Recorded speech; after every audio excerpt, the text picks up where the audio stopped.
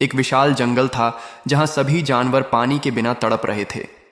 Gorilla को खुद पर भरोसा था, मैं पानी जरूर लाऊंगा। वो भूखा प्यासा जंगल में भटकता है, सूखी जमीन में गड्ढा खोदता है, पर पानी नहीं मिलता। अचानक गड्ढे में शिवलिंग मिलती है। गोरिल्ला शिवलिंग को अपने सर पर रख देता है और चलने लगता है। नारियल के पेड़ के नीचे रख देता है, एक नारियल तोड़ता है और उसका पानी शिवजी को चढ़ा देता है। फिर होता है चमत्कार, शिवलिंग के पीछे से पानी का झरना फूट पड़ता है। पूरा जंगल हरा भरा हो जाता है। गोरिल्ला पानी पीता है, खुश हो जाता है, लेकिन फिर रोने लगता है। क्यों? क्योंकि आपने लाइक और सब्सक्राइब नहीं किया।